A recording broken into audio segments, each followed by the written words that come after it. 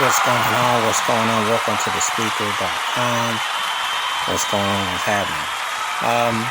In this video, this chat podcast, I'm going to talk about an album that is very appropriate to what's happening right now. It's an album that I think that speaks to the times very well. I think that it speaks to all the implications that are happening right now. It's from an artist who definitely was ahead of his time. He's considered, I think, the godfather of hip-hop. I think that he resonated and spoke. And he was a poet, songwriter, musician, lyricist, extremely gifted. And you couldn't classify his music except as what we call socially conscious music, but also a world music, a world event. And his name is Gil Scott-Heron. And the name of the album is The Revolution Will Not Be Televised. And I've had this album for a number of years in various configurations. And Brother Gil Scott-Heron was a deep man. The personnel on this album included his long-term collaborator Brian Jackson on piano. Also, Gil Scott-Heron played piano as well. And Ron Carter, Jeremy Jemmett on bass, David Spinoza, Burt Jones on guitars, Hubert Laws, flute and alto sax, Eddie Knowles, Charles Sanders on percussion, and Pretty Perdue on drums. And these songs tapped into the atmosphere about life, liberty, and justice. When you hear songs on this record, you definitely understand that this man was not talking about taking the easy way out, because he was very much about analyzing the conditions, talking about the reality of what was happening and the realities of what was happening, when you hear the music, you also understand how depth of what was going on with society. And it's kind of a trip because, like they say, the more things change, the more they stay the same. We're still talking about the same things, and this is over 50 years ago. He's talking something 50 years old, and it still as relevant today as it was then, maybe even more so now. Because with the technology and everything, you still haven't gotten the true wake up, the true woke. You hear people talk about how woke they are, but really are they woke? Not when you sit and tolerate the sameness going on. So let's get into the record. Because I'm going to save the title track for last. Sex Education Ghetto Style. One thing about Gil Scott-Heron is that he really put emphasis on the realities. He didn't sugarcoat the music or the words. And he talked about what was happening in the neighborhood environment and how he saw it. And he was being very real about how the standards that you see, everything that you see and how it's manipulated and played, talks about it. The Get Out of the Ghetto Blues. One of these things is this: when people can get out of the hood, they do. And some people say you're sold out because you left, but you left for a better reason. You left because of the situation. Fundamentally, not because this was toxic or that was toxic, but because it was your calling to evolve. That's the thing that some people who don't understand why you leave is because it's evolution. Sometimes you grow up and you go in different directions and you need those changes. It's like going somewhere where you find yourself, you find your purpose, your identity, your calling. And Gil Scott-Heron was tapping into that, and I think that's very important. No Knock. When I think of No Knock and you hear that song, I think about Breonna Taylor. Everything that he talked about ties into Black Lives Matter movement. From Trayvon Martin, Eric Gardner, Michael Brown, Breonna Taylor, to George Floyd, to Dante Wright. You sit here and you listen to the various artists, various people who've been lynched. And then you think about what Gil Scott-Heron was singing about, what he was talking about, what he was, And this all applies. All applies. Very deep. Another song, Lady Day and John Coltrane, paying tribute to Billie Holiday and John Coltrane. Both used instruments that were very distinctive, very felt with pain and soul and sorrow and things of tension and everything that was going through. When you hear that, those instruments of pain, sorrow, frustration in a society that's real negligent and neglectful, you can't help but feel and be moved. Very compelling, very enriching. The next song, Pieces of a Man. the emptiness in the vessels of the soul and where everything is felt. He just had a way of just really expressing the virtues and the realities of the pain and so many contrasts that you see. One of Gil Scott-Heron could really just hit you with that sway and move you. Move your soul, move your mind, move your spirit, Just incredible and very reinvigorating. Just amazing how he was able to do that. Home is where the hatred is. Ask yourself, if America's supposed to be your home, why is there so much hate? If America's supposed to be your home, why there's so much disdain? Ask yourself why they profit off of you and look at you as a spectacle. Do they respect you as a person? So just another powerful, powerful movement and moment. Incredible. And this song speaks to the core of that and the soul of that. Just amazing. Brother. Another compelling song speaking out, black man to black man. And one of the things is this. It's not a million-man march without a million different ways to think and be responsible. An ideology. Very powerful, very pivotal. Very powerful, very pivotal. A sign of the ages. Reflecting on times, reflecting on where you are. Just very moving. Did you hear what they said? The news. But did you really listen to the way they worded it? Were they wording it accurately or were they wording it according to their agenda? Just very direct, very personal, very reflective. That's what he asked you. The prisoner. Think about the prison industry and the complexities and how it's big business. Think about the many institutions that are used to house, to destroy, to take away.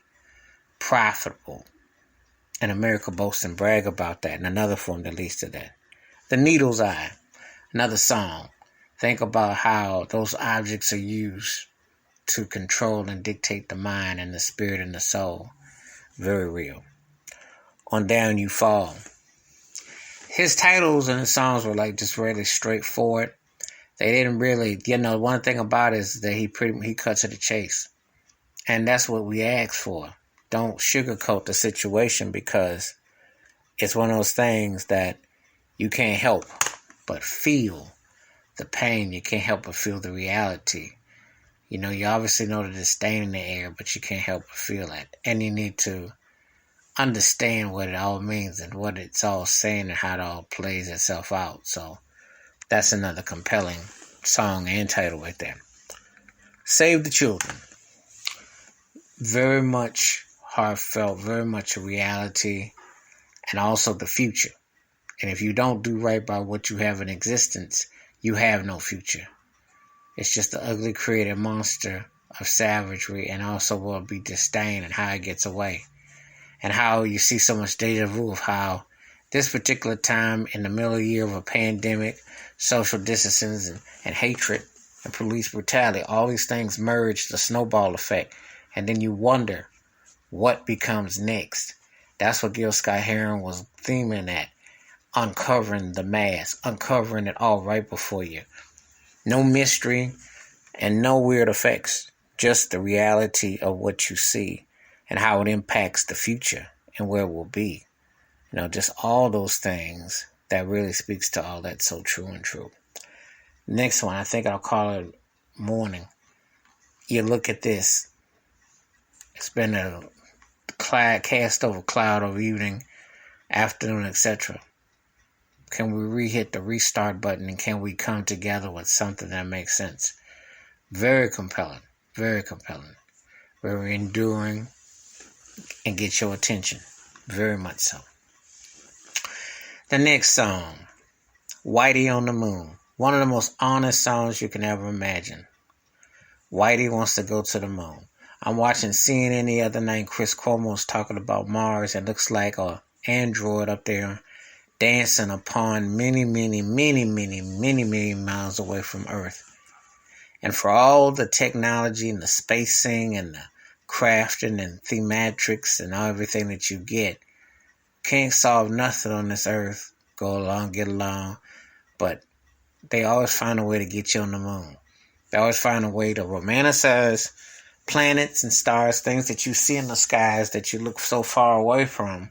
However, right here on this earth, they can't tell people to be civilized towards one another without divisiveness, without political lines, without some kind of job title, some kind of honor, some kind of badge or something. It's just amazing how they find all that from far away, but they neglect from what's right there in front of you.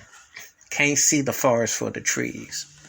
Busy looking in other people's neighborhood and not looking at your own. Whitey on the Moon explores all those things from back in the day that still have not gone away. And why is that? That was a very thought-provoking song, very thought-provoking title. And it's one of those questions that we still ask. Rent, people are homeless, people are going for food, people are looking for shelter, but Whitey's on the moon. Why does they always have to go point for NASA or point for a way out? That is very powerful and it's very dignified. And Gil Scott-Heron was talking about this 50 plus years ago. Look this up and listen to it. I make this up not. It's the same interesting how to get away with doing so little and so less, but yet expecting so much in return. Whitey on the Moon is one of the most honest songs I have ever heard. And Brother Gil Scott-Heron was on the pulse of what the reality was of then and what the reality is sadly of now. The last song on his classic album, The Revolution Will Not Be Televised. The Revolution Will Not Be Televised. The Revolution Will Not Be Televised. Ask yourself, was George Floyd part of the revolution? Because something was televised, but it wasn't done by the powers that be, but by a young lady, Daniela Frazier, who took that camera phone out and saved a man's dignity. Because left up to powers that be, that would have gone awashed. And there have been millions of other George Floyds we've never heard of that have sadly gone awash and that have not gotten justice. And then it becomes from justice to just ice. You know, you wonder where the justice is when you don't see it time after again and century upon century, era upon era. Where is it going to come from? And how hatred is the lingering sword. The musicality, the rhythms, and of course Gil Scott-Heron's voice on this classic song speaks to the core and leaves nothing unchanged and uncharted. It's one of those songs that spoke directly to the core of everything. You just wonder what would happen with the balance if the revolution was televised, if the revolution really came to truth, if it came to telling, if it said that, hey, everybody matters, everybody has an impact, be heard, be sought, be seen, be saved. Leave no one in between, leave no one out. Would be very compelling to say the least about how that is. Gil Scott-Heron went there where other great soulful artists did back in the day. Back in the day, you used your platform of your music and your creativity to say something. Not to be seduced and pimped out by these industries or any people because your words were bond. And that meant everything for something to dignify. So when I'm holding this record some 50 years later, you listen to a record like The Revolution Will Not Be Televised, you want to thank Gil Scott-Heron, Brian Jackson, etc., everybody who contributed, because it's the kind of record that is still needed to this day. We're not free, and we've been saying the same thing for over 400 years. But The Revolution Will Not Be Televised is fresh in the mind, and it's truly a leading to all kind. Very compelling album. One of the best albums I've ever heard. And when everything went down with the verdict and everything went this week, I immediately thought of this record. Because Brother Gil Scott-Heron was ahead of his time. Wash your hands, keep your mind clear, watch out for one another. And I do welcome thoughts and comments and feedback on this album. And if you have this album, please tell me what you think. If you do not have this album, check it out. Because it speaks on the then, the now, and the future. And there is no time to waste. Not with this genocide being legalized. Till next time, peace, I'm out.